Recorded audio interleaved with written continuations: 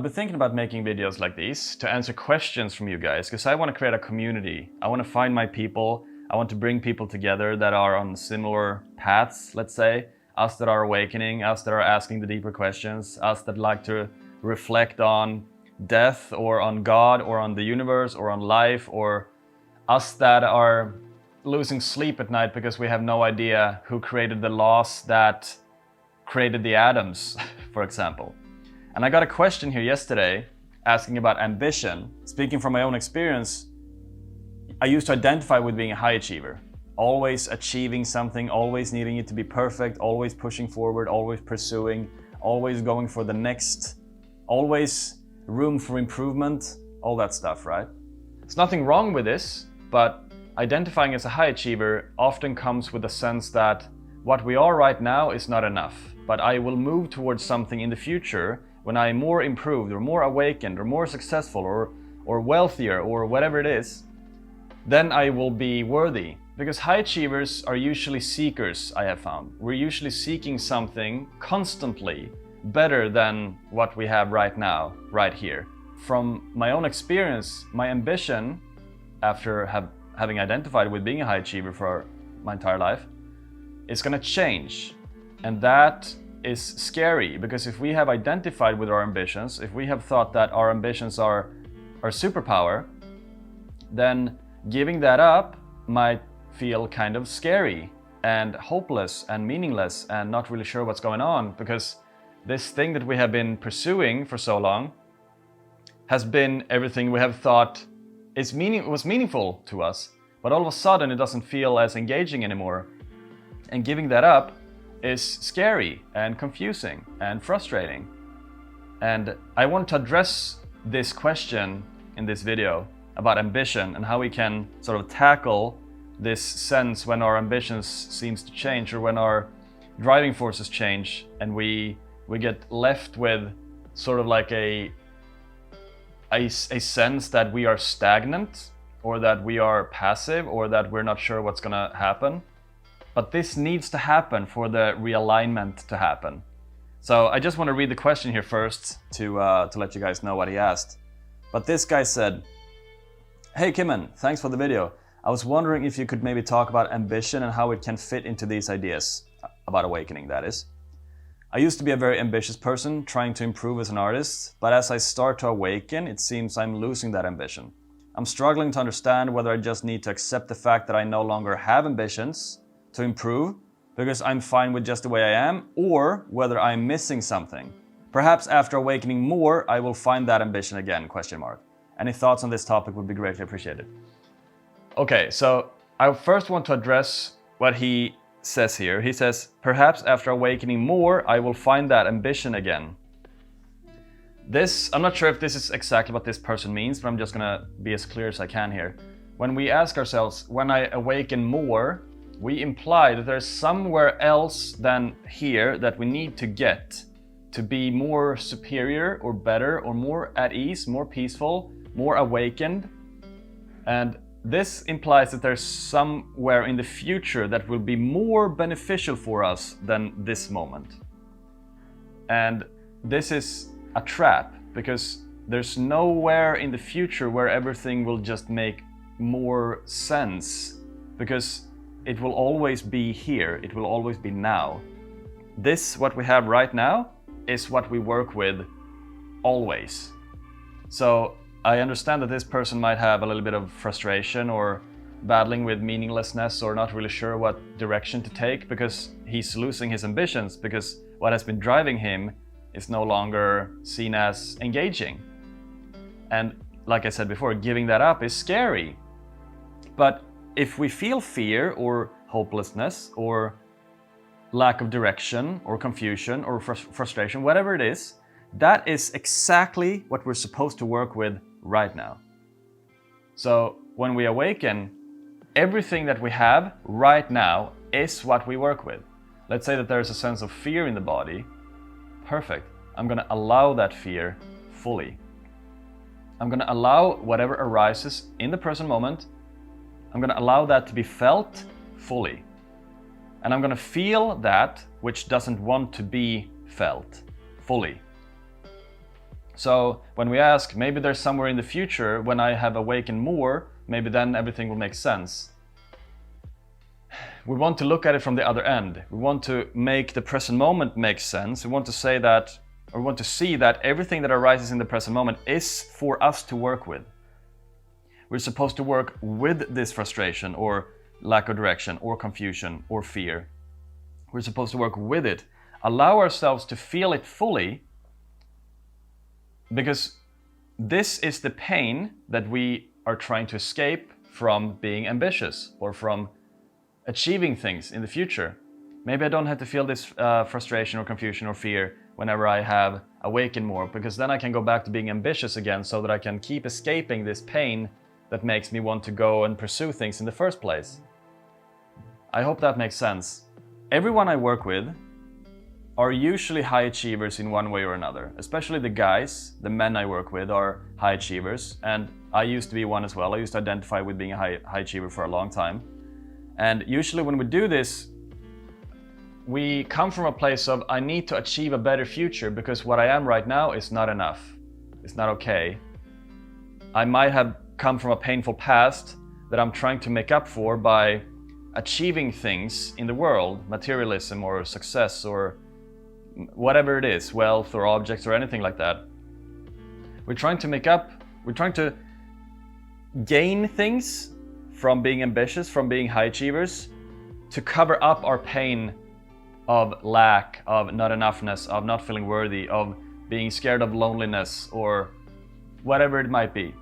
This drive of needing to do, needing to perform, needing to be a high achiever, needing success, comes from accumulated pain of not being good enough as we are from childhood. Shameful emotions or guilt or fear, anger, sadness, something like that.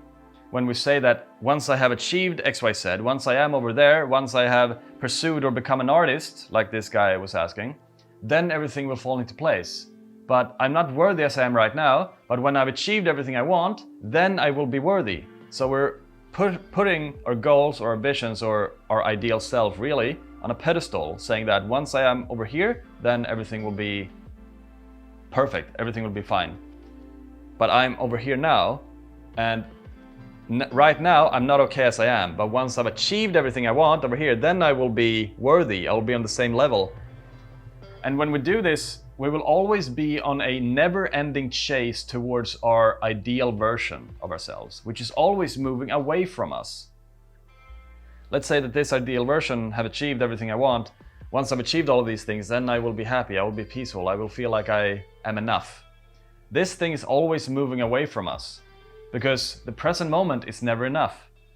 So the answers to all of these questions about ambition, when we become aware that, oh, I have all this pain on the inside of not feeling worthy or feeling good enough or being scared of loneliness or something like that, this is what I have been trying to get rid of or escape or resist by achieving things, by being ambitious. I've been trying to escape all this pain by succeeding in life, but now I realize that I will never be able to find that which I'm seeking in the success, in the striving, in the pursuit. This pain is what I need to give my attention towards. So when this happens, of course, there might be a season or a period of feeling meaningless or lacking direction. But the new direction then will be the pain that we have been resisting for so long. So if we turn around, instead of facing or chasing success, we turn around and we go into the pain, that which has created the pursuit towards success in the first place, and we start to look at that pain with compassion and love and understanding and say, of course I have been driven towards these things, materialism or relationships or destinations or goals, because I want to feel worthy, because I haven't felt worthy because of all of this pain. I've been trying to make myself feel good on the inside by doing something or finding something in the world. And now all of a sudden I realize that that is impossible. I all of a sudden realize that I am not going to be able to find happiness in the world. And I've been trying to find happiness in the world for as long as I can remember. And now when I realize that that is not going to be the case, everything seems meaningless. What am I supposed to do? This is what we're supposed to do. We're supposed to go into the pain to recognize that this activity in us that is constantly wanting to find happiness in the future, that is telling us that we need to be productive all the time to be happy, that is telling us that when we lay down to rest that we need to move or do something. This activity that is causing all the stress, all the tension, all the turmoil, this activity comes from this accumulated pain. Instead of thinking that we need to chase something in the future, as in I am over here and my goal is over there, I will always be in a state of lack. I will be in a gap between myself and the goal. And the goal will always move away from me as well. It's like chasing the horizon. And we create strange energy dynamics in this way. Like I said, we have the goal on a pedestal, our ideal self, and we say to ourselves that I'm not worthy as I am, because I will be worthy when I've achieved my goal. But right now, I'm not worthy. Everything is not okay. So we're constantly chasing an ideal version of ourselves that we will never reach, ever. So instead of measuring our success forward towards our goal, saying once I've achieved X, Y, Z, then I will be worthy, we do this. We become the goal and we measure our success backwards. We measure our success backwards because then we realize that everything we have done up till this point has made me into what I am today. I am the goal and I'm being pushed forward by everything I have achieved so far. Instead of chasing and fighting my way over to the goal, I am the goal and everything I've achieved so far is pushing me forward towards bigger and better things all the time. When we do that, it may be easier for us to not live in a constant state of lack or feeling like we are unworthy. We will actually look backwards instead and say, oh, I've actually achieved this and this and this. I've overcome this and this and this. I'm not as scared as I used to be. I'm not as angry as I used to be. I'm not suffering as much as I used to, right? We actually see what we have done so far. And in that sense, we will realize that everything we have been seeking for is already within me. I already have the answers that I need.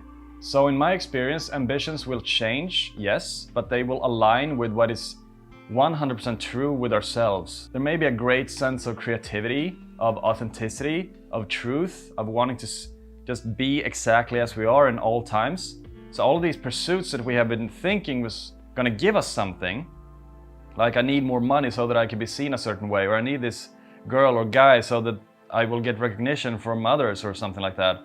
All of those things will naturally fall away, and that is scary, that is meaningless, because we have given false meanings to these things in the past, believing that we need these things to be okay, to feel good about ourselves.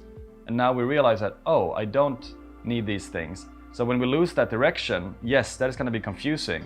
But when we learn to embrace all of those things in ourselves that we are not comfortable with, and when we can learn to become comfortable with all our pain, the drive for achieving things is going to change drastically. Because we're not pursuing things and doing things and putting in effort so that we will one day feel worthy. We already are worthy. We already have everything we're seeking. We already have love. We already have freedom. We already have fulfillment. And that is why we pursue things. So instead of expecting things to come from, or expecting high vibe emotions to come from our pursuits, we already have everything we're seeking. And that's why we pursue things. So when we have everything we're seeking, our pursuits may very well change, but they will be more aligned towards our true nature and towards our true purpose here. And that's how I see it. When we are fulfilled before we start pursuing things, we're naturally going to be drawn to things that are more playful and authentic and true and creative. And when we do that, productivity is going to be automatic, because we're not expecting ourselves to become something or to gain something or to be more superior in one way or another. So we're not going to procrastinate. We're going to see ourselves as worthy. And our pursuits are going to be more like play and not chores, or I need to do this, I need to do that. No, I am this, and I'm just going to allow my expression to be given to the world as much as I can. I hope that makes sense for ambition. This is a little bit of a different video, but it's going to be simple like this. I'm going to do more videos like this. So if you have any questions about anything, if this is resonating with you as well, please leave a comment, or if you have any questions, comment that as well. Please subscribe if you haven't already. And if you're interested in coaching, if you're interested in these matters that I'm talking about, click the first link in my description and apply for my coaching and see if we want to work together. The second link is my Patreon if you want guided meditations or if you want to support my work further. Thank you so much for watching, and I hope to see you in the next video. Peace.